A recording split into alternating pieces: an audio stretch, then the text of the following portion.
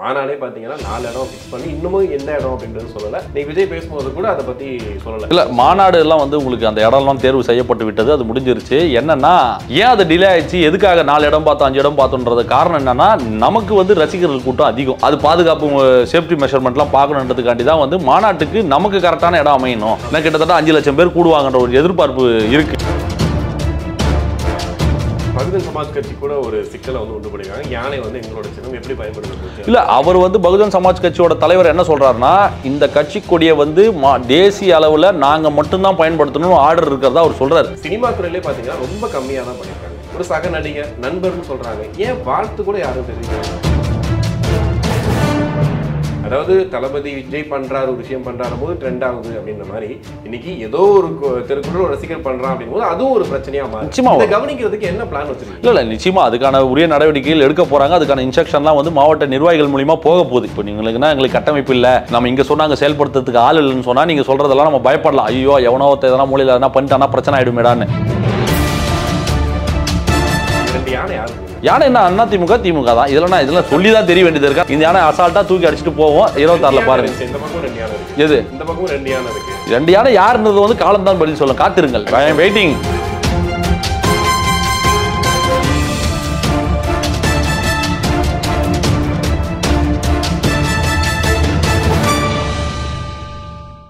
உலகெங்கும் வாழக்கூடிய ஆகாயம் தமிழ் நெஞ்சங்களுக்கு கிறிஸ்டியன் அன்பு வணக்கம். இன்று நம்மோடு டிவி.கே. ராம்குமார் அணிஞ்சிருக்காரு. வணக்கம். வணக்கம். வணக்கம். எப்படி இருக்கீங்க? நல்லா சிறப்பா இருக்கும். உங்க காட்டுல மழையா இன்னைக்கு? எங்க காட்டுல மழை அடமழை. அடமழை? ஆமா. ஏன்னா ரொம்ப நாள் எதிர்பார்த்துட்டு இருந்த ஒரு விஷயம், பல நாள் காத்திருப்பு இன்னைக்கு நினைவாயிருக்கு. எங்க தளபதியோட அரசியல் பயணத்துல முதல் ஸ்டெப்பை எடுத்து வச்சிருக்காரு. இதுக்கு தான் நான் காத்துக்கிட்டு இருந்தோம் இத்தனை நாள். ஏன்னா அவர் என்னைக்கு அறிவிச்சாரோ அந்த நாள்லேருந்து இன்னைக்கு வரைக்கும் எப்போ அறிவிப்பு போகிறோம், எப்போ கொடி அறிவிப்பு போகிறோம், என்னைக்கு மாநாட்டோட அறிவிப்பு போகிறோம், என்னைக்கு அவர் பேச போகிறாரு. சினிமா மேடைகளில் பேசுவார், ஆடியோ வெளியீட்டுகளில் பேசுவார், அரசியல் இருக்கும், அது லைட்டாக டச் பண்ணுவார். முழு நேர அரசியல்வாதியாக அவர் வந்து இறங்கி எப்போ பேச போகிறான்ற ஒரு ஆர்வம் தொண்டராகிய எனக்கு, ரசிகர்களாகிய எல்லாருக்கும் வந்து அது எதிர்பார்ப்பு அதிகப்படுத்திக்கிட்டே இருந்தது. அதற்கு தோதுவாக இன்றைக்கி கரெக்டாக அந்த நாள் பார்த்து, அதாவது இயற்கையும் இறைவனும் கொடுத்த ஆகஸ்ட் 22 அந்த அறிக்கையில் சொல்லியிருந்தார். இந்த நாள் தான் வந்திருக்கு. கரெக்டாக அதுக்கான ஒத்திகையெல்லாம் பார்த்து ப்ராப்பராக பிளான் பண்ணி இன்றைக்கி அந்த கொடி வெளியிட்டாச்சு. அந்த கொடி சார்ந்த விமர்சனங்கள் என்ன, கொடி சார்ந்த ஆதரவு வரவேற்பெல்லாம் வந்து பயங்கரமாக இருக்குது. எல்லாத்தையும் பார்த்துக்கிட்டு இருக்கோம். எல்லாத்துக்குமான விமர்சனங்களும் கேட்குறோம். அதுக்கான பதிலும் கொடுத்துக்கிட்டு இருக்கோம். காலையிலேருந்து சுற்றிக்கிட்டு இருக்கோம். மகிழ்ச்சியில் இருக்குது. எதில் சொல்கிறது, தளபதிக்காக பேசுகிறோன்றதே ஒரு தனி பிரியம், ஒரு தனி மகிழ்ச்சி தான் வச்சிங்களேன். உடல் சோர்வு இல்லாமல் நம்மளை இயங்க வைக்கிறதே வந்து அந்த முகம் தான், அவரோட வார்த்தைகள் தான். அதுதான் என்னை வந்து ஒரு பூஸ்ட் மாதிரி பேச வச்சுக்கிட்டே இருக்குது. எல்லாரும் சந்தோஷமாக இருக்கும். பல பேர் வந்து டீகோட்லாம் பண்ணி பேச ஆரம்பிச்சிருக்காங்க சோஷியல் மீடியாவில். சில பேர் பயந்துக்கிட்டு அவதூறுகளை பரப்ப ஆரம்பிச்சிருக்காங்க, சில ட்ரோல் பண்ண ஆரம்பிச்சிருக்காங்க. பார்ப்போம். இப்போ தானே லான்ச்சே ஆயிருக்கு. இனிமேல் தான் உண்மையான சம்பவங்கள்லாம் நம்ம பார்க்க போகிறோம். கண்டிப்பாக விமர்சனம்லாம் காலையில் நீங்கள் சொன்ன மாதிரி பேசிட்டே தான் இருக்காங்க. பட் ஆனால் அந்த கொடிக்கம்பம் பற்றி அதை பற்றி பேசுகிறதுக்கோ பண்ணுறதுக்கோ டிஎம்கே சைட்லேருந்து பயங்கர ப்ரெஷர் இருந்துச்சு. ரொம்ப நாள் வந்து தள்ளி போச்சு அப்படின்ற மாதிரிலாம் சொன்னாங்க. இப்போ மாநாடே பார்த்தீங்கன்னா 4 இடம் ஃபிக்ஸ் பண்ணி இன்னமும் எந்த இடம் அப்படின்றது சொல்லலை. இன்னைக்கு விஜய் பேசும்போது கூட அதை பற்றி சொல்லலை. இங்கே இடத்துல ஃபிக்ஸ் பண்ண போகிறோம். இல்லை மாநாடு எல்லாம் வந்து உங்களுக்கு அந்த இடம்லாம் தேர்வு செய்யப்பட்டு விட்டது, அது முடிஞ்சிருச்சு. என்னன்னா ஏன் அது டிலே ஆயிடுச்சு, எதுக்காக 4 இடம் பார்த்தோம் 5 இடம் பார்த்தோன்றது காரணம் என்னன்னா நமக்கு வந்து ரசிகர்கள் கூட்டம் அதிகம். இவர் சின்ன ஒரு ஈவெண்ட்டுக்கு போகிறாருனாலே வந்து விஷயம் தெரிஞ்சாலும் 2000-3000 பேர் அங்கே பயங்கரமாக திரள்றானும் போது அது பாதுகாப்பு சேஃப்டி மெஷர்மெண்ட்லாம் பார்க்கணுன்றதுக்காண்டி தான் வந்து மாநாட்டுக்கு நமக்கு கரெக்டான இடம் அமையணும். ஏன்னா கிட்டத்தட்ட 5 லட்சம் பேர் கூடுவாங்கன்ற ஒரு எதிர்பார்ப்பு இருக்குது. அட்லீஸ்ட் 5 லட்சம் இல்லைனா கூட ஒரு 3 லட்சம் பேர் கூடுவாங்கன்னும் போது 5 லட்சத்துக்கான ஸ்பேஸ் உங்களுக்கு இருக்கணும். அது மாதிரி இடம் எங்களுக்கு கிடைக்கணும். ஏன்னா அதுக்கான சேஃப்டி மெஷர்மெண்ட் பார்க்கணும். பார்க்கிங் இருக்குது. வர மக்கள் வந்து பாதுகாப்பான முறையில் வந்துட்டு பாதுகாப்பான முறையில் வெளியே போகணுன்ற ஒரு நிர்பந்தம் இருக்குது. அதனோட ஒரு பயமும் இருக்குன்றதுனால தான் இவ்வளோ டிலே ஆயிடுச்சு. இப்போ கிட்டத்தட்ட ஒரு இடத்த ஒரு 4-5 இடத்துல ஒரு இடத்த வந்து தேர்வு பண்ணி அதை முடிச்சுட்டாங்க. அதுக்கான அறிவிப்பு என்னன்றதெல்லாம் உங்களுக்கு கூடிய விரைவில் தலைமைச் செயலகத்திலேருந்து எங்கள் புஷியானந்த் அவர்கள் வந்து உங்களுக்கு அதை முறையாக அறிவிப்பார். அதில் எந்த ஒரு டவுட்டும் வேணாம். எங்களுக்கு மக்கள் மேலே ஒரு பாதுகாப்பு, ரசிகர்கள் சேஃப்டியாக வரணும், சேஃப்டியாக போகணுன்ற நோக்கத்துக்காக தான் இந்த டிலேவே தவிர அழுத்தம் இதெல்லாம் வந்து சும்மா மீடியாக்களில் வர தகவல் தானே தவிர களம் நிலவரம் வேற, அங்கே இருக்கிற ஒரு ரியாலிட்டி வேற. அங்கே நமக்கு மெயினாக நாங்கள் ஃபோக்கஸ் பண்ணது வந்து அந்த சேஃப்டி அண்ட் பீப்புள் எத்தனை பேர் வருவாங்க. ஏன்னா நாட் ஒன்லி தமிழ்நாடு, கர்நாடகாலேருந்து ஒரு கூட்டம் வரும், கேரளாலேருந்து நீங்கள் சொல்லவே வேண்டாம். அவர் வந்து அங்கேருந்தும் பல ஆயிரம் பேர் வருவாங்கன்றதுனால அந்த விஷயத்துக்காண்டி தான் வந்து இவ்வளோ டிலேவே தவிர இப்போ எல்லாமே ஃபைனலைஸ் ஆகிடுச்சு. உங்களுக்கு படம் கோட் ரிலீஸ் முடிஞ்சதுக்கப்புறம் மாநாட்டு பிரவேசம் தொடங்கிடும். ஓகே. விஜய் பத்தி எல்லாத்தையும் கேட்கும்போது என்ன கொள்கைன்னே ஃபர்ஸ்ட் தெரியல. என்ன கொள்கைன்னு தெரிஞ்சாதான் நாங்க வந்துட்டு அந்த கட்சி கூட்டணிக்கு போகுதா போகலையா என்ன பண்ண போறாருன்னு தெரியும்னு சொல்லிட்டே இருக்காங்க. எப்பவுமே கட்சி கொடி அந்த அறிவிக்கும் போதே கொள்கையை சேர்த்து அறிவிச்சிட்டா ரொம்ப நல்லா இருந்திருக்குமே. ஏன்னா கட்சி கொடி இன்னைக்கு வந்து ட்விட்டர், ஃபேஸ்புக், இன்ஸ்டா எல்லாத்துலயும் பேசுபொருளா மாறி இருக்கும் போது கொள்கையை அறிவிச்சிருக்கலாமேன்ற ஒரு கேள்வி இருக்கு. ஏன் அறிவிக்கல? இல்லை, ஒரு சின்ன நிகழ்வா அதை நடத்த விரும்பல. இந்த கொள்கை, கோட்பாடு, சித்தாந்தம் என்பது வந்து உங்களுக்கு ரொம்ப அவசியமானது. ஒரு கட்சிக்கான அடித்தளம் அதுதான். வந்து ஒரு தொண்டனை உணர்வு ரீதியாக இழுக்கக்கூடிய ஒரு விஷயன்றதுனால அது ஒரு சின்ன ஈவெண்ட். ஏன்னா உங்களுக்கு கொடி லான்ச்சே தான் பெருசாக பிளான் பண்ணாங்க. அது உங்களுக்கு வந்து பாதுகாப்பு, சேஃப்டி மெஷர்மெண்ட், அதுவும் இல்லாமல் இடம் சரியாக கிடைக்கல, எல்லாம் பிஸியாக இருந்ததுனால ஒரு சின்ன ஈவெண்ட்டாக அது ஆஃபீஸ்லேயே பண்ணி முடிச்சாச்சு. இப்போ மாநாடு என்பது வந்து உங்களுக்கு லட்சக்கணக்கான மக்கள் அங்கே கூட போகிறாங்க, கோடிக்கணக்கான பேர் அந்த காலனியை பார்க்க போகிறாங்கன்றதுனால எங்கே பேசணுமோ அங்கே தான் பேசணும். அங்கே சொன்னால் தான் உங்களுக்கான அந்த ரீச் தமிழ்நாடு பட்டி தொட்டி எங்கும் அந்த கொள்கை, கோட்பாடெல்லாம் உங்ககிட்ட போய் சேரும். உங்களுக்கு அதுக்கான ரீச்சும் பெருசாக இருக்குன்றதுனால தான் அந்த மாநாட்டில் சொல்கிறேன்னு சொன்னது. கிட்டத்தட்ட அந்த கொள்கை என்ன, கோட்பாடுன்றதெல்லாம் என்ன மாதிரி அரசியல் நாம் முன்னெடுக்க போகிறோம், என்ன மாதிரி அரசியல் நம்ம பேச போகிறோம் என்றதெல்லாம் வந்து அவர் தெளிவாகவே வந்து அவங்களுக்கு டைம் கிடைக்கும் போதெல்லாம் எங்கெங்கெல்லாம் பேச இடம் கிடைக்குதோ அங்கெல்லாம் அவர் லைட்டாக ஒரு சபிக்கையாக கொடுத்துக்கிட்டே தான் வந்திருக்காரு. அவர் வந்து லியோவோட சக்ஸஸ் மீட்ல என்ன சொன்னார், நம்மளோட இலக்கு பெருசாக இருக்கணும், பெரிதிலும் பெரிது கேள், நம்ம இலக்கு முயலுக்கு இருக்கக்கூடாது, யானைக்கு இருக்கணும், அம்பு நம்ம யானைக்கு நோக்கி தான் விடணுன்ற மாதிரி சின்னத்துக்கான சமிக்கையாக அவர் அன்னைக்கே சொல்லிட்டார். அன்னைக்கு புரியல இன்னைக்கு புரியுதுன்ற கான்செப்டில் அன்னைக்கே அவர் சொன்னார். மாணவர்களுக்கு விருது வழங்கும் விழாவில் வந்து தெளிவுபடுத்தியிருப்பாரு. அப்போ தான் ஃபர்ஸ்ட் டைம் வந்து ஒரு அரசியல் தலைவர்கள் பேரை பயன்படுத்தி பேசின ஒரு முதல் ஸ்பீச் அது. அங்கே வந்து என்ன சொல்கிறார் அவர், பெரியாரை படிங்க, அம்பேத்கரை படிங்க, உங்களுக்கு காமராஜரை படிங்கன்னு சொல்லும்போதே கிட்டத்தட்ட ஆஹா ரைட்டு, இவர் என்ன மாதிரி அரசியல் முன்னெடுக்க போறாருன்றதே நமக்கு ஒரு சின்ன ஒரு கிளாரிட்டி கிடைச்சது. இப்போ கொடி லான்ச் ஆனதுக்கு அப்புறம் வந்து கிட்டத்தட்ட அதை உறுதிப்படுத்தும் விதமாக மஞ்சள், சிவப்பு, பச்சை, நீலம் சொல்லி கிட்டத்தட்ட வந்து உங்களுக்கு தமிழர் மரபு சார்ந்த தமிழன் தான் ஆடணும், ஆதிக்குடி தான் ஆள போறான்ற மாதிரிலாம் தமிழன் சார்ந்த அந்த உணர்வு சார்ந்த ஒரு சித்தாந்தமும் கொள்கையும் அந்த கொடியில் இருக்கு. அதே நேரத்தில் வந்து அந்த சிவப்பு நிறம் வந்து உழைக்கும் பாட்டாளி வர்க்கத்தினோட ஒரு பிரதிபலிப்பாகவும், அதே மாதிரி வந்து உங்களுக்கு அந்த மஞ்சள் என்பது வெற்றி திலகம், மன்னர்கள்லாம் வந்து உங்களுக்கு போருக்கு போயிட்டு வரும்போது அது வெற்றிக்கான ஒரு திலகமாக, அந்த வெற்றியை குறிக்கக்கூடிய ஒரு திலகத்தை குறிக்கக்கூடிய ஒரு நிறமாகவும் வெற்றி அந்த மஞ்சளை குறிக்குது. அந்த சிவப்பு என்பது உங்களுக்கு அந்த கம்யூனிஸ்ட் சித்தாந்தம், எல்லாரும் சமம், சமத்துவம், சகோதரத்துவம், சமூக நீதி, அனைவரையும் சமமாக பார்க்கணுன்ற பல கோட்பாடுகளை வந்து அந்த நிறங்கள் வாயிலாவே அது குறிக்குது உங்களுக்கு. பச்சை, நீலம் என்பதெல்லாம் வந்து அதுக்கான டீகோட்லாம் பண்ணி இன்னைக்கு நிறைய பேச ஆரம்பிச்சிருக்காங்கன்னும் போது இவர் என்ன மாதிரி அரசியல் முன்னெடுக்க போறா, திராவிட அரசியல் முன்னெடுக்க போறாரா, இல்ல தமிழ் தேசிய அரசியல் முன்னெடுக்க போறாரா, நம்ம எல்லாம் ஒரு விவாதங்கள் வந்திருக்கு. ஒரு ஆரோக்கியமான விவாதமா தான் பார்க்குது.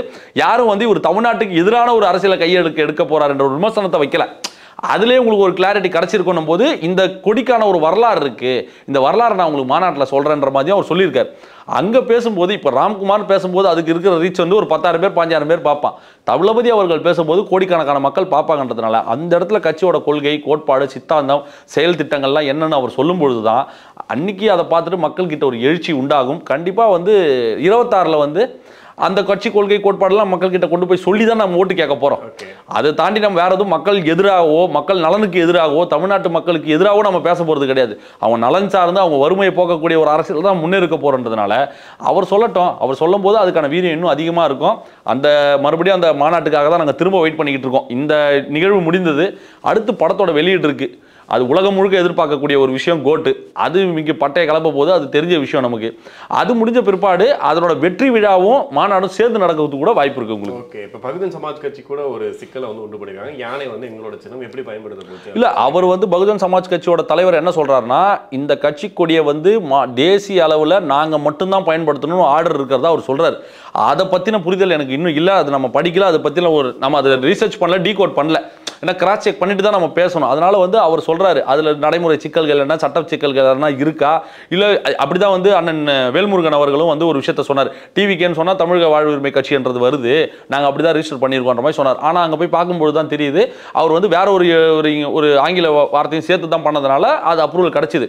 இப்போ நாங்க வந்து ஒரு கட்சி அனுமதி கேட்டு ஒரு கொடி அறிமுகப்படுத்துறோம் போது அது தேர்தல் கமிஷன்ல நாங்க எல்லாத்தையும் உரிய பர்மிஷன்லாம் வாங்கி தான் பண்றோம். அங்க எதனா ஒரு அப்ஜெக்ஷனா அங்கே அது தடுத்து நிறுத்திருக்கலாம். ஒருவேளை அது சட்ட அது நான் சொல்றது கரெக்டா தப்பான்னு தெரியல.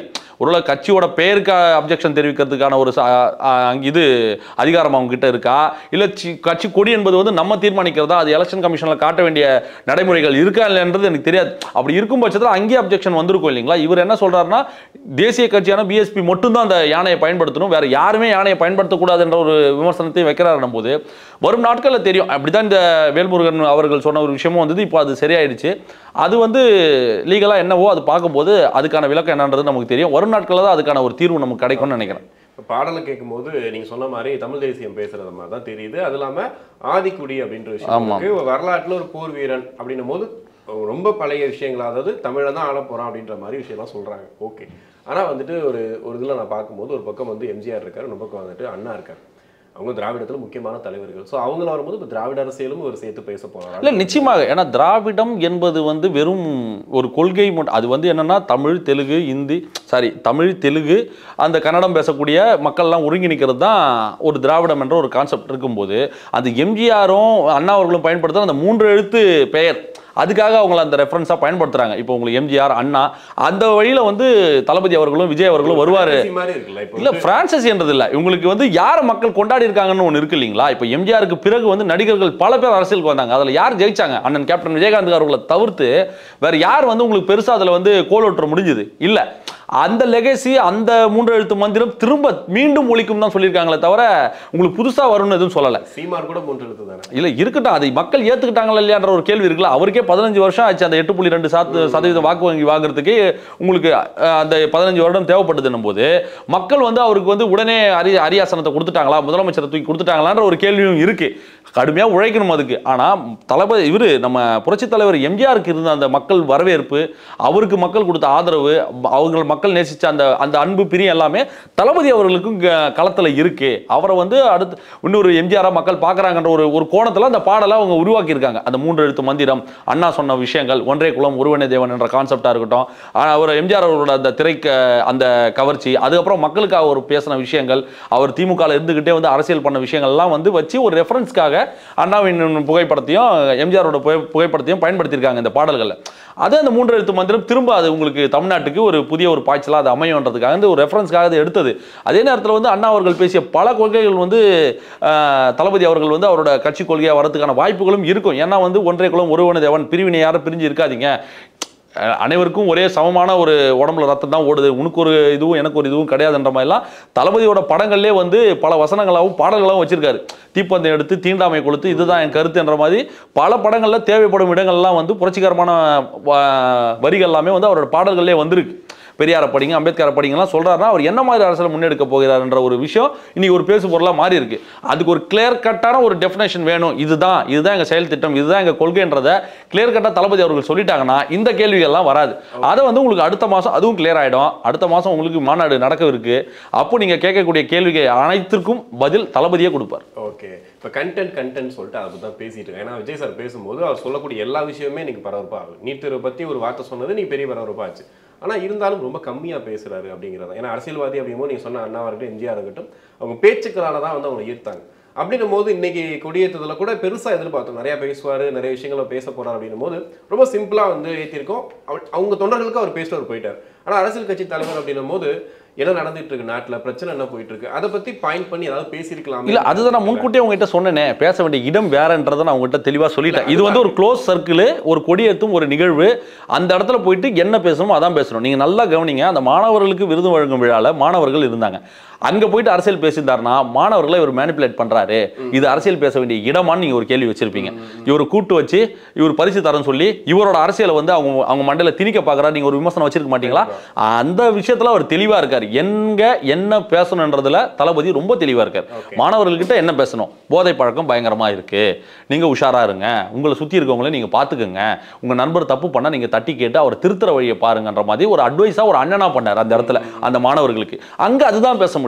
அதே மாதிரி என்ன சொன்னாங்க, சரி நீங்கள் அரசியல் நீங்கள் பேசலை, ஒரு அவதூறு நீங்கள் வந்து நீட்டை பற்றி பேசியிருக்கணும், நீட்டை பற்றி நீங்கள் பேசாமல் இருக்கிறது கரெக்டா? இன்னைக்கு தமிழ்நாடு நீட்டால் வந்து பயங்கரமான ஒரு அவதிக்குள்ளாக இருக்கு, மாணவர்களுக்கு பயங்கர பிரச்சனை ஏற்படுத்துன்ற விமர்சனத்தை வச்சாங்க ஆளும் தரப்பு சைடில் இருக்க இணைய ஊப்பிக்கள். அவங்க என்ன சொன்னாங்க, அதே மறுநாள் அந்த நிகழ்வில் வந்து தளபதி அவர்கள் வந்து அந்த நீட்டுக்கு எதிர்த்து ஒரு ஸ்பீச்சை கொடுத்தாரு, ஒரு 5 நிமிஷம் பேசினார். அதுக்கான எப்படி சொல்றது, அதுக்கான தீர்வு என்ன, எதை நோக்கி நம்ம பயணிக்கலான்றதெல்லாம் வந்து நம்ம மாநில உரிமைகளுக்கு அது எதிராக இருக்கு, அதுக்கு ஒரு கன்கரண்ட் லிஸ்ட்டை கொண்டு வந்துட்டு அதுல வந்து நம்ம இந்த கல்வியையும் மருத்துவத்தையும் நம்ம சேர்க்கணுன்றதெல்லாம் வந்து தெளிவாக சொல்லியிருந்தார். அதுல அப்போ என்ன சொல்லியிருந்தாரு, இந்த நீட்டுக்கு எதிரான மசோதா வந்து தமிழ்நாடு அரசு ஏற்றிருக்கிறதுக்கு நான் ஆதரவு தெரிவிக்கிறேன்னு சொன்னார். அவர் எங்க என்ன எப்போ எப்படி பேசணுன்றதெல்லாம் அவர் கரெக்டாக இருக்கார். இந்த நிகழ்வானது ஒரு சுப நிகழ்ச்சி கிடையாது. அது வந்து ஒரு அரசியல் சார்ந்த ஒரு கொடி ஏற்றி ஒரு நல்ல விஷயத்த பண்ணி முடிச்சிருக்காங்க. அந்த இடத்துல போயிட்டு நீங்க ஒரு கட்சியை தாக்கி பேச சொல்றீங்களா, இல்ல வேற எதனா வந்து அதுக்கான மேடை வேற, நீங்க எங்க பேசணுமோ அங்க பேசணும். இப்ப மாநாட்டில் நீங்க பேசுறீங்கன்னா உங்களுக்கு முன்னாடி ஒரு 5 லட்சம் பேர் உட்காந்துருக்காங்க, அந்த இடத்துல நீங்க அரசியல் பேசுங்க. அது அங்க பேசிதான் ஆகணும். நீங்க அங்க போயிட்டு ஒரு 2 நிமிஷம் பேசிட்டு போற மேடை அது கிடையாது. இங்க என்ன பேசணுமோ இதுதான் பேசணும். அதுல அவர் தெளிவா இருக்காரு. அரசியல் பேச வேண்டிய இடத்திற்கு அவர் நிச்சயமா வருவார். ஏன்னா அவருக்கு இருக்கிற கமிட்மெண்ட் 2 படங்கள் இருக்கு. இப்போ கோட்டு முடிச்சிட்டார், இன்னும் ஒரு படம் இருக்கு. அதை முடிச்சுட்டு அவர் முழு நேரம் அரசியல்வாதியா வந்தது பிறகு நீங்கள் வைக்கக்கூடிய அனைத்து விமர்சனங்களுக்கும் அவர் தீர்க்கமா தெளிவான ஒரு பதில்களை அவர் நிச்சயமா உங்களுக்கு கொடுக்க போறார். இப்போ அரசியல் பேச மாட்டாரா? இப்போ சூழல் நிறைய பிரச்சனைகள் போயிட்டு இருக்கேன்னு சொல்லிட்டு இருக்கீங்க. எல்லா பிரச்சனைக்கும் இப்போ சிஏ பிரச்சனைகள் முதற்கொண்டு இப்போ என்னென்னலாம் தமிழ்நாட்டில் நடக்கக்கூடிய பல பிரச்சனைகளுக்கு வந்து அவர் குரல் கொடுத்திருக்கார். அவர் அறிக்கைகளை வெளியிட்டிருக்கார். இன்னும் வீரியமா நீங்க பேசணும், இன்னும் நீங்க களத்துக்கு இறங்கி வர சொல்றீங்க. அந்த கமிட்மெண்ட் முடிச்சிட்டு மாநாட்டுக்கு பிறகு நீங்க முழு நேரம் அரசியல்வாதி நீங்க தளபதியை பார்ப்பீங்க. அப்போ இந்த கேள்வி நீங்க கேளுங்க, நான் பதில் சொல்றேன். ஓகே, இப்போ லியோ வந்து சக்ஸஸ் மீட்ல நீங்க சொன்ன மாதிரி கூட வந்துட்டு குடிக்கிற சீன்லாம் காட்டுறாங்க. இந்த மாதிரி வந்து அண்டால ஊத்துன்ற மாதிரி சாங்லாம் வருதுன்னும் போது அதை சொல்லிட்டு இருந்தாங்க. அது வரைக்கும் விஜய் சார் வேற, ஏன்னா அதுக்கு முன்னாடி வரைக்கும் ஒரு நடிகர், இப்போ அரசியல் கட்சி தலைவர் அப்படின்னும் போது கோட் படத்தோட ட்ரெய்லரை பார்க்கும்போது அடுத்து அவர் காமிச்ச அடுத்த நிமிஷமே வந்து வாயில பாட்டிலோட வராரு, கையில சிகரெட் இருக்கு, இதெல்லாம் எதுக்கு பண்றாரு, இனிமே நான் குடிக்கவே கூடாதுரா அப்படின்னு சொல்றாருன்னும் போது இது ஒரு இன்ஃப்ளூயன்ஸ் ஆயிடுதுல்ல. எம்ஜிஆர் கம்பேர் பண்றீங்க. எம்ஜிஆர் வந்து தன்னோட வாழ்நாளில் குடிச்சோ இது பண்ணியோ படம் பண்ணல. அது மட்டும் இல்லாம நடிக்க வந்ததுக்கு அப்புறமும் அரசியல் இருக்கும் போதும் சரி அந்த விஷயங்களை பண்ணல. அப்படியும் போது இதை கொஞ்சம் தவிர்த்துருக்கலாமேன்ற ஒரு கேள்வி வருது. இல்லை, அது நீங்கள் வைக்கிறது ஒரு நியாயமான கேள்வி தான். பட் வந்து தளபதி சைட்லேருந்து யோசிச்சு பார்த்தீங்கன்னா அவர் ஒரு நடிகர். அவர் வந்து ஒரு இடத்துக்கு ஒர்க் பண்ண போகிறார். ஒரு கிரியேட்டராக வெங்கட் பிரபு எனக்கு இது வேணும்னு சொல்கிறார். ஒரு நடிகரை அது செய்ய வேண்டியது அவரோட கடமை. புரியுதுங்களா? இதில் ஒரு சில காம்ப்ரமைஸ் பண்ணலாம், ஒரு சில இது பண்ணலாம். பட் இது தேவை, இது இந்த இடத்துக்கு வச்சு தான் ஆகணும் போது அதை மாற்றி தான் ஆகணும். இப்போ நீங்கள் லியோ படத்தையே எடுத்துங்க. அது வந்து ஒரு போதைக்கு தடுக்கிற ஒரு படம், அது போதைக்கு எதிராக பேசக்கூடிய ஒரு படம். விக்ரமாக இருக்கட்டும், கைதியாக இருக்கட்டும், இப்போ வந்து லியோவாக இருக்கட்டும், அந்த எல்சியூ கனெக்ட்ன்றதே போதைக்கு எதிராக பேசப்படுற ஒரு படம் தான். நீங்கள் உங்களுக்கு வந்து எடுத்த உடனே ஒரு விஷயத்தை நீங்கள் எடுத்துகிட்டு போய் காட்டினீங்கன்னா அது ஆடியன்ஸ் ஏற்றுக்க மாட்டான். அதுக்கு வந்து ஒரு நெகட்டிவான ஒரு விஷயம், ஒரு வில்லன் அதை எப்படி தடுக்கிறாரு, அதுக்கப்புறம் இவன் எப்படி திருந்துறான், ஒரு ஸ்க்ரீன் பிளே பேட்டர்ன். அது வந்து சினிமா தெரிஞ்சவர்களுக்கு நல்லா தெரியும். ஒரு சினிமாவை பார்த்துட்டு ஒருத்தன் இன்ஃப்ளூயன்ஸ் ஆகி சிகரெட் அடிக்கிறான், தண்ணி அடிக்கிறான்னா இன்றைய இளைஞர்களை நீங்கள் முட்டாளாக்குறீங்களா, முட்டாள்னு நினைக்கிறீங்களான்ற ஒரு கேள்வி எங்கள் கிட்ட இருந்து வருது. தளபதி அவர்களே வந்து அந்த லியோ ஆடியோ லான்ச்ல என்ன லியோ சக்சஸ் மீட்ல என்ன பேசியிருப்பாரு, இன்றைய இளைஞர்கள் நீங்கன்னா அவ்வளோ சீப்பா நினைச்சிட்டீங்களா, அவங்கெல்லாம் ரொம்ப தெளிவு பாஸ், அவங்க வந்து இன்னைக்கு போற வழியில ஏகப்பட்ட ஒயின் ஷாப்லாம் இருக்கு, அவங்கன்னா போகும்போது ஒரு கட்டிங் போட்டு அவங்க போறாங்க, எது சரி எது தவறுன்னு பிரிச்சு பார்க்குற பகுத்தறிவு தமிழ்நாடு இளைஞர்கள் கிட்ட இருக்குது, மக்கள் கிட்ட இருக்குது. இல்ல நிச்சயமா திரையில நடக்கிறத பார்த்துட்டு ஒருத்தன் இன்ஃப்ளூயன்ஸ் ஆயிட்டு இதுலயும் அவன் பண்ணுவான்னு சொன்னா இந்த ரீல்ஸ் போடுறவங்கலாம் நீங்க விட்டுடுங்க. பொதுமக்கள் கிட்ட ஒருத்தன் வந்து ஒரு சின்ன பையன் பார்த்துட்டு நானும் போய் குடிக்க போறேன் அண்டா எடுத்துன்னு வந்து அது மாதிரி பண்ணுவானா, அவங்களுக்கெல்லாம் தெளிவா இருக்காங்க பாஸ். நீங்க அவங்களெல்லாம் எல்லாம் கவலைப்படாதீங்க. அவங்களுக்கு தெரியும் விஜய் சரின்னு சொன்னா சரி, அது நானே தப்பு பண்ணினாலும் தூக்கி எறிஞ்சிருவாங்கன்றது தளபதியே சொல்லியிருக்காருல. அந்த அறிவு தெளிவுலாம் அவருக்கும் இருக்கு, தமிழ்நாட்டு மக்களுக்கும் இருக்குன்னும் போது நீங்க இதை சினிமாவையும் ரியல் லைஃபையும் ஒப்பீடு பண்றது அபத்தம் நான் சொல்ல வரேன். அது ஒப்பீடே பண்ணக்கூடாது. இல்ல ஒப்பீடுன்னா நீங்க நல்ல விஷயங்களை எடுத்துங்க. ஒரு சினிமான்றதே என்ன, ஒரு 100 பேர் அடிக்க முடியும், நம்மளால முடியுமா? ஒருத்தர் அங்கேருந்து ஜம்ப் பண்ணி கீழே நம்மளால முடியுமா? சினிமான்றதே ஒரு கற்பனை உலகம். அதுக்குள்ள நம்ம 2 மணி நேரம் 2.5 மணி நேரம் போய் உட்காரோம்னா நல்ல விஷயங்கள் எடுத்துக்கிட்டு என்டர்டைன் பண்ணுதா, என்ன சந்தோஷப்படுத்துதா, என்ன அழ வச்சுதா, என்ன ஃபீல் பண்ண வச்சுதா, என்ன வந்து என்னோட கவலைகளை மறக்க வச்சுதா தான் பார்க்கணும். நீங்க வெளியே வந்துட்டீங்கன்னா நீங்க உங்களோட ரியல் லைஃப்குள்ள நீங்க வந்துடுறீங்க. அது ஒரு கற்பனை உலகம். அங்க நடக்கிறத நல்லதை எடுத்துட்டு வா. அதை விட்டுட்டு நானும் அங்க பார்த்தா இங்கேருந்து இவர் அடிக்கிறாரு, இவர் சிகரெட் அடிக்கிறாரு, நானும் அப்படி போடுறேன், நானும் இப்படி செய்யறேன்ற காலம்லாம் முன்னாடி இருந்து 96க்கு முன்னாடி 96க்கு பிறகு நான் சொல்ல வருது. இப்போல்லாம் ரசிகர்கள் ரொம்ப தெளிவா இருக்காங்க. எதை எடுத்துக்கணும் எது எடுத்துக்கூடாதுன்றதுல ரொம்ப தெளிவா இருக்காங்கன்னும் போது நீங்க அதை இதையும் கம்பேர் பண்ணக்கூடாதுன்னு நான் சொல்ல வரேன். அவர் ரியல் லைஃப்ல என்னவா இருக்காரு, தளபதி என்ன சொல்றாரு, என்ன பேசுறாரு, அவர் அரசியல் என்ன, அவர் கொள்கை என்ன, அவர் எனக்காக பேசுறாரா, என் கஷ்டத்தை பார்த்து பேசுறாரா, என் வழி அவருக்கு புரிஞ்சிருக்கா, என்னோட கஷ்டம் அவருக்கு தெரிஞ்சிருக்கான்றதான் மக்கள் பார்ப்பானே தவிர அவர் வந்து நான் ரெடி தான் வரவா பாட்டில் அவர் சிகரெட் அடிச்சிட்டாரு, அவர் வந்து பீர் குடிச்சிட்டாரு அதனால அவர் ஓட்டு போட மாட்டேன்னு ஒருத்தன் நினைக்கிறானா அவனோட ஒரு முட்டாள் வேற யாருமே கிடையாது. ஓகே, இப்போ ஒருத்தர் ஒரு பெரிய நடிகர், அவர் வந்து ஒரு கட்சியை ஆரம்பிச்சிருக்காரு, ஒரு பெரிய நிகழ்வு நீங்க சொன்ன மாதிரி இன்னைக்கு ஃபுல்லா ட்ரெண்டிங்ல இருக்கு. அவரோட சாங்கா இருக்கட்டும், ஒரு பேசின விஷயம் எல்லாமே ட்ரெண்டிங்ல இருக்கு. ஆனா ஒரு சொற்பமாக தான் அரசியல் தலைவர்கள் வாழ்த்து சொல்லியிருக்காங்க, ஒரு குறிப்பிட்ட நபர்கள் தான். சினிமா துறையிலே பார்த்தீங்கன்னா ரொம்ப கம்மியாக தான் பண்ணியிருக்காங்க. இப்போ கோ ட்ரெய்லரை பார்த்துட்டு அஜித் சார் வாழ்த்து சொன்னதெல்லாம் சொல்லும் போது ஆச்சரியமா இருந்துச்சு. என்னடா வாழ்த்து சொல்லியிருக்காங்க, மங்காத்தா விட 100 மடங்கு படம் அப்படின்லாம் சொல்றாங்க. ஒரு சக நடிகர் நண்பர்னு சொல்றாங்க, ஏன் வாழ்த்து கூட யாரும் தெரிவிக்கலன்னு நினைக்கிறேன். இல்ல அப்படி கிடையாது. அதாவது என்னன்னா ஒவ்வொருத்தருக்கும் ஒரு பயம் இருக்கும். உச்ச நட்சத்திரமாக ரஜினிகாந்த் சார் கூட வாழ்த்து தெரிவிக்கல. என்ன இல்ல அப்படி கிடையாது. ஒவ்வொருத்தரும் தனிப்பட்ட ஒப்பீனியன் இருக்கு. இப்போ நீங்க இருக்கீங்கன்னா உங்களுக்கு ஒரு அரசியல் சார்ந்த ஒரு கருத்து இருக்கும், ஒரு ஒப்பீனியன் இருக்கும். எனக்கு ஒரு அரசியல் சார்ந்த ஒப்பீனியன் இருக்கும். நான் வந்து நீங்க ஏன் சொல்லலன்னு என்ன நீங்க கேட்க முடியாது, என்ன நான் ஏன் சொல்லணும்னு நீங்க கேட்க முடியாது. அது ஒருத்தர் தனிப்பட்ட விருப்பம் சார்ந்த ஒரு பிரச்சனை அது. சரி, இப்போ இவருக்கு வந்து வாழ்த்து, இப்போ அனிருத் வாழ்த்து தெரிவிச்சார், லோகேஷ் கனார் வாழ்த்து தெரிவிச்சிருக்காங்க. இப்போ நீங்க ட்விட்டர் ஓப்பன் பண்ணி பார்த்தீங்கன்னா பல பேர் தொடர்ந்து வாழ்த்து தெரிவிச்சுட்டே வந்துகிட்டு இருக்காங்கன்னு வச்சுங்களேன். நாங்கள் வாழ்த்து தெரிவிக்காதவங்க கிட்ட போய் நீ ஏன் வாழ்த்து தெரிவிக்கலன்னு அவங்ககிட்ட போய் கேட்க முடியாது. புரியுதுங்களா? அவங்க தனிப்பட்ட விருப்பம் சார்ந்தது. இல்ல ஒவ்வொருத்தருக்கும் ஒரு அரசியல் ஒப்பீனியன் இருக்குங்க. ஒருத்தர் வந்து திமுகவோட அனுதாபியா இருப்பார், ஒருத்தர் அதிமுக அனுதாபியா இருப்பார், ஒருத்தர் பிஜேபி சார்ந்த அரசியல் நிலைப்பாட்டில் இருக்கக்கூடிய ஆட்கள் இருக்காங்க. இவர் வந்துட்டாருன்னா எங்களோட அரசியல் நிலைப்பாடு எங்களோட கட்சிக்கு ஏதாவது ஆபத்து வந்துருமோன்னு கூட அமைதியா இருக்கலாம். ஒவ்வொருத்தரும் ஒரு ஒப்பீனியன் இருக்குல்ல. வெளிப்படையா ஒருத்தர் வந்து ஆமாங்க நான் பிஜேபி தாங்க, ஆமாங்க நான் திமுக தாங்கன்னு எதனா ஒரு நடிகர் சொல்லியிருக்காங்களா? இது வரைக்கும் சொன்னது கிடையாது. மறைமுக ஆதரவை தான் தெரிவிப்பாங்களே தவிர யாரும் முன்னாடி வந்து எந்த நடிகர்களும் வந்து நான் இந்த கட்சிக்கு ஆதரவு தெரிவிக்க போறேன், அந்த கட்சிக்கு ஆதரவு தெரிவிக்க போறேன் இது வரைக்கும் தமிழ் சினிமா வரலாற்றிலே ஒருத்தர் வந்து சொல்லி நான் கேள்விப்பட்டதே கிடையாது. மறைமுகமா எதிர்ப்பு தெரிவிப்பாங்க, அவ்வளவுதானே தவிர யாரும் ஓப்பனா வந்து தெரிவிச்சது கிடையாது. இந்த விஷயத்தை பொறுத்தவரைக்கும் ஒவ்வொருக்கும் ஒரு தனிப்பட்ட கருத்து இருக்கலாம். அவங்களுக்கு வந்து விஜய் வரது வந்து பிடிச்சிருக்கலாம், பிடிக்காமலும் இருக்கலாம். வாழ்த்துறவங்கள நாங்களும் வந்து நன்றி சொல்றோம், வாழ்த்தாதவங்களுக்கும் நன்றி, அவ்வளவுதான். நாங்கள் எங்கள் செயல்பாட்டில் காட்டுறோம். எங்கள் நோக்கம் வந்து வேற. இவங்க வாழ்த்தி தான் எங்களுக்கு வந்து கட்சி நடக்கணுன்ற அவசியம் கிடையாது. வாழ்த்தினால் மகிழ்ச்சி, இல்லை என்றால் பெரும் மகிழ்ச்சி, பார்த்துக்கலாம். எங்களோட விஜய் ஜெயிச்சிடவே கூடாதுன்னு நினைக்கக்கூடிய ஆட்கள் பல பேர் இருக்காங்க. இவர் எப்படியாச்சும் மட்டம் தட்டணும், எப்படியாச்சும் வழிக்கு கீழே விழ வைக்கணும், இவரோட புகழுக்கு வந்து களங்கம் விளை வைக்கணும்னு நினைக்கக்கூடிய பல பேர் இருக்காங்க. அவருக்குலாம் இவரோட வெற்றியை வந்து ஒரு பதிலடியாக இருக்கும். அது அரசியலே நடக்கும், நீங்கள் பார்த்துக்கிட்டே இருங்க. இப்போ ட்ரெய்லரை பார்க்கும்போது நிறைய விஷயங்கள் வந்து ட்ராலாக மாறிச்சு. ட்ராலுங்கிறது வந்து விஜய்க்கு ஒன்றும் பெரிய விஷயம் கிடையாது, ஏன்னா வந்து ரொம்ப வருஷமாக அதை பார்த்துட்டு தான் இருக்காரு. ஆனால் இந்த வாட்டி வரும்போது ரொம்ப வன்மத்தை கக்கின மாதிரி நிறைய விஷயங்கள் பண்ணாங்க. சுத்தமாக அது விஜய் மாதிரியே இல்லை அப்படின்ற விஷயமும் வந்து இல்லை. அது நீங்கள் வைக்கக்கூடிய விமர்சனம் வந்து பாடலுக்கு வந்தது. அதாவது அந்த ஸ்பார்க் பாடலுக்கு தான் அந்த மாதிரி விமர்சனம் வந்தது. நாங்களே சொன்னோம் அதை. நான் வந்து சொல்லலை, அது மாதிரிலாம் வரலன்னா பொய் சொல்லலாம், நான் விரும்பலை. எனக்கே அதில் தனிப்பட்ட கருத்து இருந்தது. இல்லை சொல்கிறேன் இருங்க, அது எனக்கே தனிப்பட்ட ஒரு கருத்து இருந்தது. அதை வந்து சோஷியல் மீடியாவில் ஒப்பீனியன் எல்லாருமே வச்சாங்க, தளபதி ரசிகர்கள் உட்பட. இது என்ன தளபதி விஜய் மாதிரியே இல்லையே, வேற மாதிரி இருக்கே, இதுக்கு எதுக்கு நீங்கள் டிஐ லுக்கெல்லாம் பண்ணீங்க, அவர் சேவிங் பண்ணிட்டு வந்து நின்னாலே வந்து சின்ன பையன் மாதிரி தானே இருக்காருன்ற விமர்சனம்லாம் நாங்களும் வச்சோம். இல்லைலாம் சொல்ல வரல. அந்த விமர்சனங்களை தயாரிப்பு தரப்பும் வெங்கட் பிரபு தரப்பும் பார்த்து அதை சரி பண்ணிக்கிட்டு தான் ட்ரெய்லரில் உங்களுக்கு வந்து பெஸ்ட் லுக்காக அவங்க கொடுத்துருக்காங்க.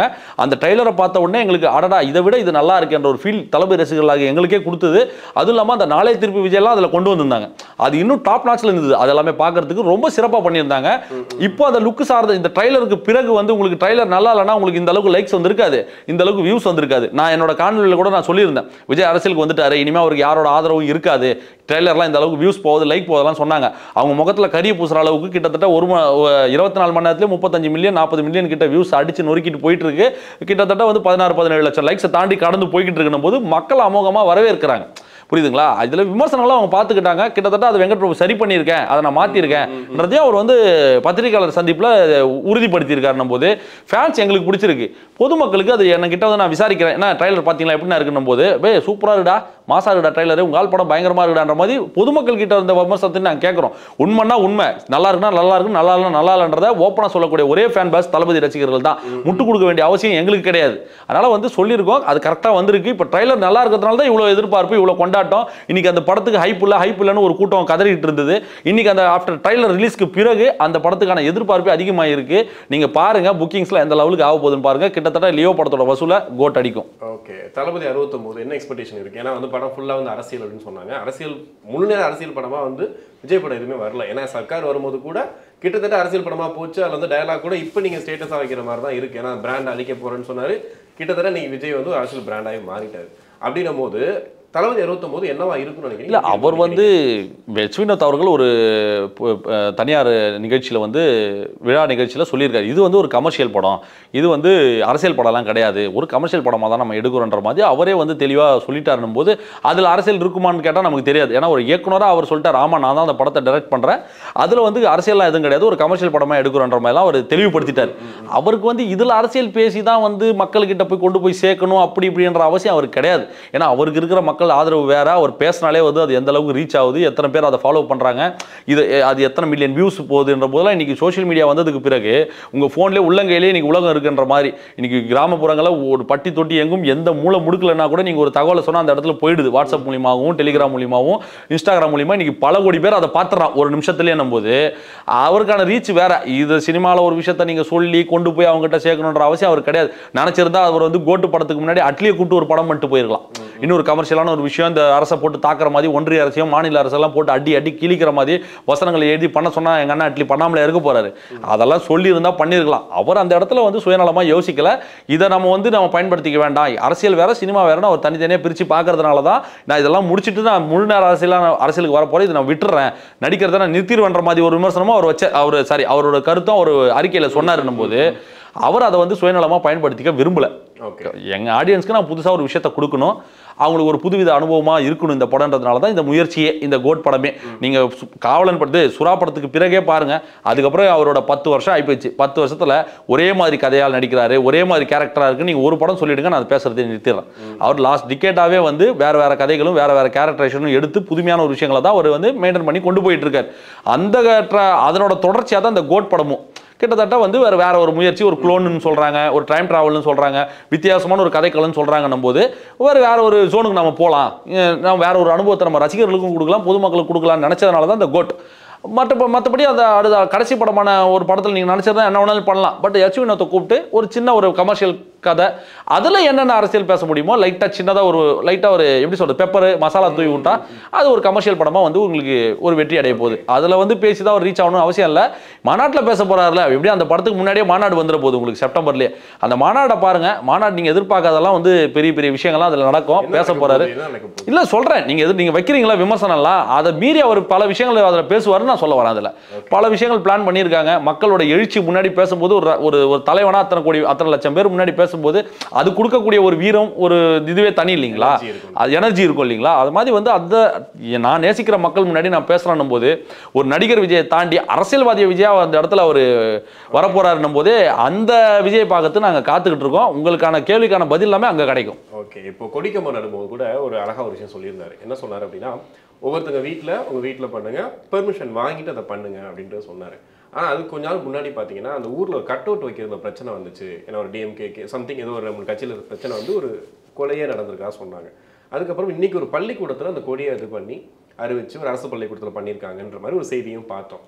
அதாவது தளபதி விஜய் பண்றாரு, ஒரு விஷயம் பண்றாரு போது ட்ரெண்ட் ஆகுது அப்படின்ற மாதிரி இன்னைக்கு ஏதோ ஒரு தெருக்குள்ள ஒரு ரசிகர் பண்றான் அப்படின் போது அதுவும் ஒரு பிரச்சனையா மாறும். நிச்சயமா இதை கவனிக்கிறதுக்கு என்ன பிளான் வச்சிருக்கீங்க? இல்லை நிச்சயமா அதுக்கான உரிய நடவடிக்கைகள் எடுக்க போறாங்க. அதுக்கான இன்ஸ்ட்ரக்ஷன்லாம் வந்து மாவட்ட நிர்வாகிகள் மூலியமா போக போகுது. இப்போ நீங்களுக்குன்னா எங்களுக்கு கட்டமைப்பு இல்லை, நம்ம இங்கே சொன்னாங்க செயல்படுத்துறதுக்கு ஆள் இல்லைன்னு சொன்னால் நீங்கள் சொல்றதெல்லாம் நம்ம பயப்படலாம். ஐயோ எவனோ எதனா மூலையில் எதனா பண்ணிட்டானா பிரச்சனை ஆகிடுமேடான்னு. நமக்கு கட்டமைப்பு இருக்கு. நீங்கள் வந்து தமிழ்நாடுல நீங்கள் கேரளாவாக இருக்கட்டும், கர்நாடகாவாக இருக்கட்டும், பாண்டிச்சேரின்னு சொல்லி எல்லா ஸ்டேட்லையுமே வந்து நீங்கள் ஒரு தகவலை போய் நீங்கள் கொண்டு போய் சேர்க்கணும்னா நீங்க யார்கிட்ட சொன்னா வேலை நடக்கணும், அந்த இடத்துல நிர்வாகிகள் இருக்காங்க. இல்ல அந்த கட்டமைப்பு இருக்குன்னும் போது கட் அவுட் வச்சவங்க தான் இன்னைக்கு வந்து அரசியல் கட் அவுட் வைக்கிறாங்க. நிச்சயமா அப்படின்னும் போது அவங்களுக்கு வந்து இல்ல இப்போ 100% எல்லாருமே வந்து அரசியல்வாதி ஆயிடுவாங்களான்னு கேட்டா டவுட். இப்போ நான் வந்து ஒரு 10 வருஷமா தளபதி படங்களை பார்த்துக்கிட்டு பிரைஸ் பண்ணிக்கிட்டு கொண்டாடிக்கிட்டு தியேட்டர்ல பாலாபிஷேகம் பண்ணிக்கிட்டு பட்டாசு வெடிச்சுக்கிட்டு ஏன்னு கம்பு சுத்துற பையன் தான் நானும் ஒன்றும் வந்து புதுசா வந்துடல, அதுல இருந்து தான் வந்திருக்கேன். எனக்கு எப்போ மாறுபட்ட ஒரு கருத்து வந்தது, எப்போ அந்த பார்வை மாறிச்சு, அந்த மெச்சூரிட்டி லெவல்ன்றதெல்லாம் ஒவ்வொருத்தருக்கும் ஒவ்வொரு விஷயம் மாறும். ஒரு 5 வருஷத்துக்கு முன்னாடி நீங்க என்ன பண்ணிட்டு இருந்தீங்களோ இப்போ அதை யோசிச்சு பார்க்கும்போது அடடா இதெல்லாம் நான் பண்ணியிருக்கேன் பாடுறான்ற மாதிரி நம்ம மூலியே நம்மளை அடிக்கும். அந்த மாதிரி ஒவ்வொருத்தரும் மாறிக்கிட்டே வரான். நான் எங்களோட வேலை என்னன்னு கேட்டால் அந்த கடைகோடி தொண்டனுக்கும் அவனை அரசியல் மயப்படுத்த வேண்டிய கடமை எங்கள் கிட்ட இருக்கு. அவன்கிட்ட கூப்பிட்டு போயிட்டு இது சரி, இது தவறு, இதுதான் பண்ணணும், இது பண்ணக்கூடாதுன்னு சொல்லக்கூடிய ஒரு பொறுப்பு தளபதி அவர்கள் மூலிமா, எங்கள் நண்பன் புஷியானந்த் அவர்கள் மூலிமா அவங்களுக்கு இன்ஸ்ட்ரக்ஷன் போய்கிட்டு தான் இருக்கு. அவங்க அதுக்கான செயல் திட்டங்கள்லாம் செயல்படுத்திக்கிட்டு தான் இருக்காங்க. அவங்கள அரசியல் மயப்படுத்தி மக்களை எப்படி அணுகணும், நம்ம எது செய்யணும், எதை செய்யக்கூடாது, ரசிகனாக இருக்கும்போது செய்கிற ஒரு விஷயம் பெருசாக பேசப்படாது. ஒரு கட்சின்னு ஆரம்பித்ததுக்கு பிறகு அது நம்ம செய்யக்கூடிய ஒரு சின்ன விஷயம் கூட அது கட்சிக்கு ஒரு கெட்ட பேரை விளைவிக்கின்றதை நாண்டி ஒவ்வொரு விஷயமும் பார்த்து பண்ணிக்கிட்டு இருக்காங்க. ஆனால் இனிமேல் உங்களுக்கு எந்த தவறும் நடக்காது, உங்களுக்கு 100% கிளியர்லாம் உத்தரவாதம்லாம் யாராலையும் கொடுக்க முடியாது. அது திமுகவே கொடுக்காது. வளர்ந்து 50 வருஷம் ஆண்ட திமுக அதிமுகவே சொல்லாது அதை. ஏன்னா ஏதாச்சும் ஒரு மூலையில் ஏதாச்சும் ஒரு தவறுகள் அசம்பாவிதம் நடக்கும், தவறு செய்வன் தான் மனிதன், அதை திருத்திக்கிற ஒரு பொறுப்பு நம்மகிட்ட இருக்குது. அதை சொல்லி அவனை புரிய வச்சு அதை மாற்றிக்கிட்டோன்னா இனி அந்த வருங்காலங்கள் அந்த மாதிரி தவறு நடக்காமல் பார்த்துக்க முடியும். அவ்வளோதான். ஒரு கொஞ்சம் காலம் எடுக்கும்னு வச்சுக்கோங்களேன். நிச்சயமா எல்லாத்துக்கும் ஒரு காலம் எடுக்கும். ஆனால் இப்போ கோட் படம் வரப்போகுது இல்லையா? தியேட்டர்ல அந்த கொடி பறக்குமா? நிச்சயமா கொடி இருக்கும். நிச்சயமா அதுல எந்த ஒரு மாற்று கருத்தும் வேணாம். அதுல வந்து விஜய் அவர்கள் சொல்லும் போது கூட கோட்டோட அந்த ப்ரொமோஷன் சைட்ல கூட வந்து இந்த மாதிரி கொடியோ இதை பத்தியோ எல்லாம் வச்சுக்கூடாதுன்னு தான் சொன்னாங்க. அதனால கேட்குறேன். இல்ல இப்போ உங்களுக்கு வந்து வைக்கக்கூடிய பேனர்கள்லயும் அது சில விஷயங்கள் எல்லாம் வந்து இப்போ உங்களுக்கு வந்து எந்த மாதிரி கொடி நீங்க சொல்ற மாதிரி 40 அடியில கம்பம் வச்சுலாம் கொடி எல்லாம் கிடையாது. கையில கொடி இருந்தாலே அது கையில கொடினா தோரணங்கள் கட்டி தொங்க விடுவாங்க இல்லையா? இப்போ இதுக்கு முன்னாடி வந்து உன்னால் முடியும் உழைத்து உயர்ந்துட்டு அந்த ஒயிட் கலர்ல ஒரு ப்ளூ ரவுண்ட் போட்டு தளபதியோட கை வைக்கிற மாதிரி ஒரு கொடி எல்லா படம் ரிலீஸ்லயும் இருக்கும். எல்லா தேட்டர்களையும் உங்களுக்கு திருவிழா கோலம் மாதிரி அதை கட்டி வச்சிருப்பாங்க. உங்களுக்கு பந்தல் போடுவாங்க, எல்லாம் பக்காவா இருக்கும். இனிமே அந்த கொடிக்கு பதில் இந்த கொடி வரப்போகுது, அவ்வளவுதான். அந்த பேனர்கள்லாம் வந்து உங்களுக்கு அந்த கட்சியோட நிறம் வரப்போகுது. அந்த மஞ்சள், சிவப்பு, அந்த பச்சை, அந்த நீலம் என்ற அந்த நிறங்கள் அதில் இடம்பெற போதே தவிர மற்றபடி அதில் வந்து பெருசாக நாங்கள் போயிட்டு ப்ரொமோஷனுக்காகலாம் அது ஸ்ட்ராட்டஜிலாம் யூஸ் பண்ண வேண்டியதில்லை. அவரோட தலைவர் படம் வருது, அதை கொண்டா இன்னைக்கு வந்து ஒன்றும் இல்லை, மாமன்னன் படம் ரிலீஸ் ஆகுது, உதயநிதி ரசிகர் மன்றம்னு சொல்லி வேற கலராக பயன்படுத்துறாங்க, கருப்பு சிவப்பு தான் நாங்கள் பயன்படுத்துறாங்க.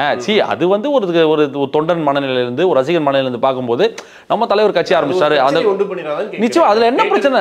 தியேட்டர் அப்படிங்கிறது சமத்துவமா எல்லாரும் வரக்கூடிய ஒரு இடம், எல்லாரும் வர போறாங்க. ஏங்க அதுக்கு ரசிகர்கள் பண்றதுங்க. தியேட்டர்ன்றதே வந்து சமத்துவத்துக்கான இடமே தியேட்டர் தானே. எல்லா ஜாதிக்காரன் எல்லா மதத்துக்காரன் உட்காந்து படம் பார்க்க போறான். இப்ப பக்கத்துல ஒரு டிஎம்கே காரன் வராங்க, பிடிஎம்கே வராங்க. ஏங்க இப்போ மாமன்னன் படத்துக்கு நாங்கள் தானே போனோங்க. அதுக்காக போயிட்டு அந்த பேனரை கிழிச்சு எரிச்சிட்டா இருந்தோம். அந்த அளவுக்கு முட்டாள்களா? இல்ல நீங்க வைக்கிற கேள்வி எல்லாமே தமிழ்நாட்டு மக்கள் இளைஞர்கள்லாம் வந்து இதை பார்த்துட்டு இன்ஸ்பயர் ஆகி வெட்ரா கொளுத்துறான்ற சொல்ற மாதிரி ரேஞ்சிலே நீங்க வைக்கிறீங்க கேள்வி. நீங்க சொல்றது ஒரு பெரிய மாற்றம் சொல்லல, பெரிய மாற்றம் ஏதோ ஒரு சில நடந்தா கூட அது உயிரிழப்பு தானே நான் சொல்றேன். ஒரு சிலது கூட நடக்காம பார்த்துக்க வேண்டியது நம்ம கடமை. வரும் முன் காப்போம். இதை இன்ஸ்ட்ரக்ஷன் சொல்ல போறோம், அது நான் போய் டிஸ்டர்ப் பண்ண போறேன். ஏங்க இப்போ பொது இடம் இல்ல, இப்போ தியேட்டர்ல பேனர் வைக்கிறோம்னா பர்மிஷன் வாங்கி தான் நம்ம பேனர் வைக்கிறோம். அந்த தியேட்டர் நிர்வாகத்துக்கிட்டே நீங்க இப்போ ரோட்ல வைக்கிறீங்கன்னா உங்களை நகராட்சி கிட்ட நீங்க பர்மிஷன் வாங்கி தான் நீங்க பேனர் வைக்கிறீங்க. அது பர்மிஷனோட தான் வைக்க போறோம். உங்க வீட்டுல தான் வச்சாதான் நீங்க கேள்வி கேட்கணும், புரியுதுங்களா? என் வீட்டு வாசப்படியில் ஏன்டா வச்சிருக்கேன்னு நீங்க கேள்வி கேட்கலாம். நாங்க பொது இடத்துல ஒரு பர்மிஷன் வாங்கி தான் அந்த இடத்த வேலை செய்ய போறதுனால உரிய விஷயத்தை அதை உரிய அனுமதி வாங்கி தான் நம்ம பண்ண போறோம். தியேட்டருக்கு வரவங்க நீ எப்படி இந்த பேனர் வச்ச அதனால தியேட்டருக்கு வரமாட்டேன்னு சொல்ல போறானா? இந்த கலரை நீ யூஸ் பண்ணிட்டு அதனால நான் படத்தை பார்க்க மாட்டேன்னு சொல்ல போறானா? அந்த அளவுக்கு வந்து மெச்சூரிட்டி இல்லாம கிடையாது. வந்துட்டு திராவிட அரசியல் மாதிரி பேனரும் கொடியும் தான் வச்சிருக்கீங்க. பேனர் கொடின்றது வந்து அந்த படம் ரிலீஸ்க்காக பண்ற விஷயம் இல்ல. அவர் வந்து பல வருஷங்களுக்கு முன்னாடியே சொல்லிட்டாரு, இந்த பேனர் வைக்கிற விஷயத்தை தவிர்த்துருங்க, இந்த பாலாபிஷேகம் பண்ற விஷயத்தெல்லாம் தவிர்த்துருங்கன்னு சொல்லிட்டாரு. முன்னாடி எல்லாம் வந்து உங்களுக்கு 60-70 பேனருக்கு மேல ஒவ்வொரு திரையரங்களும் இருக்கும். இப்போ அது கம்ப்ளீட்டா ஸ்டாப் ஆகி போச்சு. 2-3 பேனர் இருக்கும் அதிகபட்சம். பாத்தீங்கன்னா நீங்க ரோகிணி தியேட்டரே போய் பாத்தீங்கன்னா ஒரு 3-4 பேனருக்கு மேல இருக்காது. அது ஒரு ஃபார்மாலிட்டிக்காக வச்சிருப்பாங்க. ஒரு விபத்துல இறந்ததுக்கு அப்புறம் வந்து விஜய் அவர்கள் தான் பேசினாரு, நான் தான் இருக்கேன் பிகில் ஆடியோ லான்ச்ல அது பேசியிருக்காரு. அது வந்து பிரச்சனை இருக்குன்னு நாங்க போயிட்டு வந்து பொதுமக்களுக்கு இடையூறு ஏற்படுத்துற மாதிரி பேனர் வைக்க போறோம். ஒரு இன்டோர் திரையரங்கம் என்பது ஒரு இன்டோர், அதுவும் வந்து யாருக்கும் இடையூறு இல்லாம ஒரு ஓரமா தான் வைக்க போறோமே தவிர அது வந்து வைக்கணும்ன்ற அவசியம் கூட கிடையாது. பட் இருந்தாலும் வந்து ஒரு படம் ரிலீஸ் ஆகுதுன்னும் போது ஒரு ஆர்வத்தின் அடிப்படையில் ஒரு அன்பின் அடிப்படையில் அது 1-2 பேனர் தான் வைக்கிறாங்க. நான் தொடர்ந்து நோட் பண்ணிட்டு தான் இருக்கேன். எங்க காஞ்சிபுரத்திலே வந்து பாபு சினிமாஸ்ல வந்து கிட்டத்தட்ட 70-80 பேனர் விழும். ஒரு விஜய் படம் வந்து அஜித் படத்துக்கு எத்தனை பேனர், விஜய் படத்துக்கு எத்தனை பேனர் விழுந்திருக்குன்னு கவுண்ட் வச்சு சண்டை நடந்ததெல்லாம் ஒரு காலம் இருக்கு. எத்தனை அடிக்கு நீ கட் அவுட் வைக்கிற? ராம் சினிமாஸ் கேள்விப்பட்டிருக்கீங்களா? நிலையில 100 அடிக்கு வைக்கிற, 150 அடிக்கு. அது இப்பெல்லாம் அந்த கலாச்சாரம் மாறி போச்சு. வேண்டாம், அதுக்கு பதில் வெல்ஃபேர் பண்ணுங்க. இப்போ எங்க மாவட்டத்திலேயே வந்து என்ன பண்றாங்க, இந்த பேனர் வைக்கிறது, இந்த தாரத்தை பட்ட பேண்டு கிண்டு இதெல்லாம் ஸ்டாப் பண்ணிட்டு சாப்பாடு போடுறாங்க. அன்னைக்கு ஏழை மக்களுக்கு எளிய மக்களுக்கு சாப்பாடு, சேலை, வேட்டி சேலைன்னு சொல்லி வெல்ஃபேர் ஆக்டிவிட்டீஸ்ல பயன்படுறாங்க. அந்த பணத்தை வந்து பயன்படுத்துறாங்களே தவிர எந்த இடத்துலையும் வந்து மக்களுக்கு இடையூறு ஏற்படுத்துற விதமெல்லாம் எப்பவும் பண்ணல. அது கடந்த 5-6 வருஷமா அதெல்லாம் ஸ்டாப் பண்ணியாச்சு.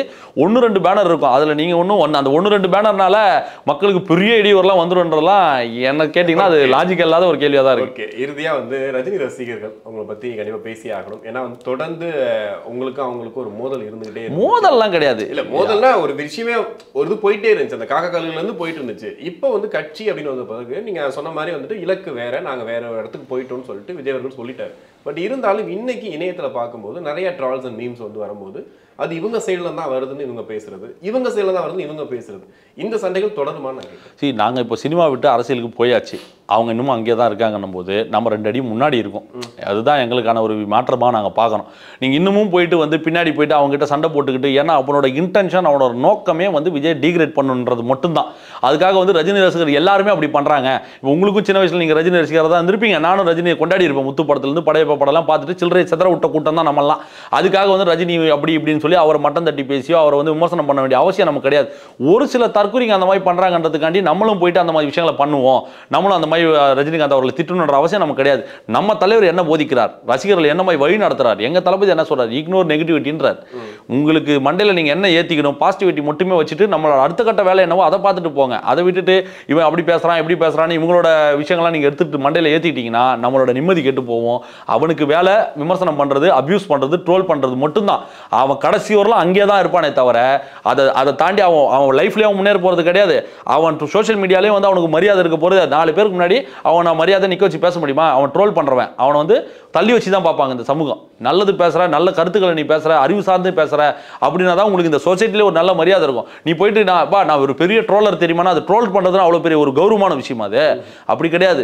அரசியல் சார்ந்த ஒரு கருத்து வைக்கிறேன், அதுக்கு ஒரு எதிர்மறை கருத்து வைக்கிறேன்னா நம்ம பதில் 1000 பேசலாம். நீ வந்து எப்படி சொல்ல, ஓ போட்டு ஒரு வார்த்தை பேசுறேன்னா நாங்களும் அந்த ஓ போட்டு பேச வேண்டிய அவசியம் கிடையாது. நாங்க பேசிட்டு இருந்தவங்க தான். இப்போ அதெல்லாம் எங்க தளபதி வேண்டாம், அதெல்லாம் நமக்கு தேவையில்லை, நம்ம மக்கள் நோக்கி போங்க, மக்கள் குறைய கேளுங்க, அரசியல் மயப்படுத்துங்க, நீங்களும் உங்களை அரசியல் கத்துக்குங்கன்னு சொல்லியிருக்காரு. போது ஒரு நல்ல தொண்டனுக்கு, ஒரு ரசிகனுக்கு அழகு என்னன்னா தலைவர் என்ன சொல்றாரோ அதை கேட்டு அதை நடைமுறைப்படுத்துறது தான் உண்மையான ஒரு ரசிகனா இருப்பான், ஒரு தொண்டனா இருப்பான். நீ என்னடா சொல்றது நான் என்னடா கேட்கறதுன்னு இருக்க கூட்டத்துக்கிட்ட போயிட்டு நீங்க என்னதான் பண்ணாலும் அவன் திருந்த போறது கிடையாது. அவனை இக்னோர் பண்ணிட்டு எங்க இலக்கு 26 நோக்கி நாங்க பயணிக்கிறோம், எங்களை டிஸ்டர்ப் பண்ணாதீங்க. ஓகே, அந்த 2 யானை யார் பிரதர்? யானை என்ன, அண்ணா திமுக திமுக தான். இதெல்லாம் சொல்லி தான் தெரிய வேண்டியது இருக்கான. அவர் தான் அந்த வெற்றி விழாலே சொல்லிட்டாரு, எங்களோட இலக்கு பெருசு, 2 பெரும் யானைகள் இருக்கு, அதிகார பலமும் பண பலமும் இருக்கு. சமிக்கை தான் கொடுத்துட்டாரு. எங்களுக்கு அப்போ தெரியல, மன்மதன் மீம் தான் போயிட்டு இருக்கு, அப்போ புரியல, இப்போ புரியுதுன்ற மாதிரி அந்த யானை கான்செப்ட்லாம் அவர் அப்போ கொண்டு வரும்போதே தெரியல, இப்போ தெரியுது. ஓ, இதுக்காக தான் அதை பயன்படுத்தியிருக்காருன்னும் போது ஒரு யானை என்பது ஒரு போர்க்களத்தில் எவ்வளவு முக்கியமான ஒரு விஷயமா இருந்தது. ஒரு மதம் கண்ட யானையை அடக்கணும்னா அது இன்னொரு மதம் கொண்ட யானையால தான் முடியும் போது அந்த உங்களுக்கு எந்த அளவுக்கு மக்கள் சக்தி, மக்கள் ஆதரவு இருக்கோ அதற்கு இணையான கட்டமைப்போட, இணையான மக்கள் ஆதரவோட வரக்கூடியவர் தான் எங்க தளபதி. நிச்சயமா அந்த யானையை வந்து இந்த யானை அசால்ட்டா தூக்கி அடிச்சுட்டு போவோம். 26ல பாருங்க. இந்த பக்கம் 2 யானை இருக்கு. எது? இந்த பக்கம் 2 யானை இருக்கு. 2 யானை யாருன்றது வந்து காலம் தான் பதில் சொல்லும். காத்திருங்கள், இப்பவே உங்களுக்கு எல்லாம் ரிவீல் பண்ண முடியாது. ஓகே, வெயிட் பண்ணணும். வெயிட் பண்ணுங்க. வெயிட்டிங் தளபதி ஸ்டைலில் சொல்லணும்னா. ஓகே, கண்டிப்பாக பாருங்க, பொறுத்து வந்து பார்ப்போம். உங்கள் நேரத்துக்கு நன்றி. மகிழ்ச்சி.